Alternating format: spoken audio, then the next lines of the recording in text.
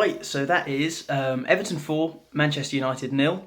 And I've said this a few times this season, but this is definitely the best performance I've seen us put in so far under Marco Silva. 3 wins against the top 6 on the bounce is absolutely brilliant. I know a month ago, maybe 2 months ago, there were sort of debates going around due to points totals and performances saying, have we improved from where we were last season? Are we actually seeing any tangible improvement?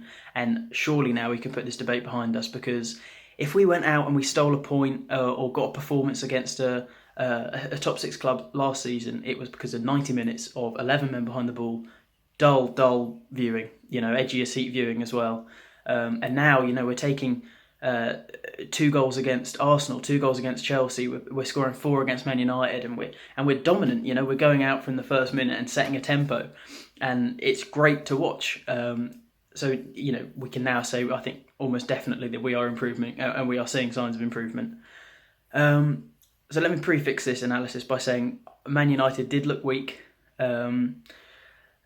lazy, maybe tired from having a midweek game, but generally playing like they sort of lost heart, like the Ole Gunnar Solskjaer effect has worn off. However, I am going to bang the drum about Everton for a while now, because I'm starting to notice a lot more. It's always been a bit of a problem, but I'm noticing a lot more that a lot of coverage is completely neglecting the performance of the smaller team if there's an upset in a game, like we achieved here. It's always, what's gone wrong at this football club to cause this loss? Why did this team not get a result today? And, football's not that black and white. If a team goes out and wins, it's not because the other team completely capitulated. I'm not talking about this instance, maybe more fitting for when we went out and beat Arsenal. They didn't have an awful game. We just played them off the park. Surely the analysis should then be singing our merits, And I'm not just saying this as a bitter Everton fan either. I think the biggest victims of this are Wolves. They've seen their team go out and absolutely spank or just pull really good performances against the top 6, and then have to listen to analysis that just focuses on the top 6 side afterwards. I feel someone has to bang Everton's drum, and I'm more than happy to do it now. So let's talk about what we have done right. I feel like where we've really started improving, and what's been pivotal, is finding Calvert-Lewin as that centre forward. And I say centre forward instead of striker purposefully. He's not scoring too many goals, which is why I hesitate on the striker, because that's not the best part of his game. I lightly compare him to Giroud for France. His hold-up play, his centre-forward play is phenomenal. The way he jumps into centre-backs, he moves off the ball, and he just lets the team around him, the attacking around him, really flow. And he's a centre part of that without getting the goals. And, I'm happy with that when we can go out and score 4 goals. I think we scored some great goals, and it reflects on Man United how much they rely on David De Gea. I think their centre-backs are quite happy to step off a player and let him take a shot, just assuming that De Gea behind them will absorb it and save it and, throw it over. And that didn't happen today. They stepped off Sigurdsson, and he took a long shot and it went in. They stepped off Digne a bit. He took a shot, it went in. And David De Gea just looked so fed up with his centre-backs. If you look at the 2 teams on paper, we look like we have the best back line. But, for them to rely on your keeper that much just looks awful. And De Gea looks so fed up of it.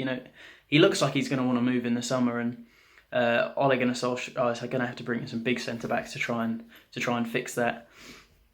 We're also starting to find some really good connections on the pitch. A couple of months back, we still didn't really know what our best centre-back partnership was. Now, Zuma and Keane is almost a given for first 2 on the team sheet.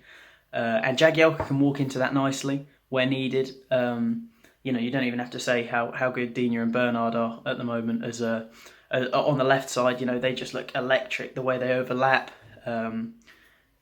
That either of them you're happy to get back, the other you're happy to go forward. Either of them is going to put a nice cross in, go to the byline. It's really exciting to have those 2 finally nailed down on the left. It was Richarlison for a while, it was Lookman for a while, but I think we've really found our strong starting side on the left. Gay and Schneiderlin in the middle, that's another good connection. Gay and Gomez is what I meant to say. But Schneiderlin quite easily walks into that when one of the 2 can't play. I've been really impressed with Schneiderlin every time he's had to step into the team.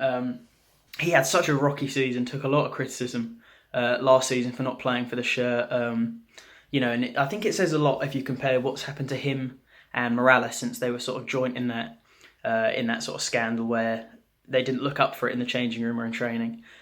Schneiderlin's really proving himself whenever he gets the option, and Morales, continues to have attitude problems since he's had a long history of it, but Schneiderlin's really turning himself around. Just from a personal aspect, it was nice to see Jimmy Mack back on the pitch in an Everton shirt. I absolutely love him. I understand that he shouldn't be in our starting 11, but it's just nice to have him around the team. He's just a bit of a fan favourite for myself. But yeah, I think everyone had a good game. I think Coleman's put his woes behind him. I think I'm the first to criticise Walcott, but I think he had a really good game. When he came on, I think he was positive. Normally I'd worry. And the other thing I started to feel was I felt more safe. Normally, even when we're 4-0 up, I'd still be thinking, can we mess this up? Today, I felt safe throughout the whole game. So that I think that's pretty much all I have to say. Let me know what you think. Let me know if you agree, disagree. Cheers.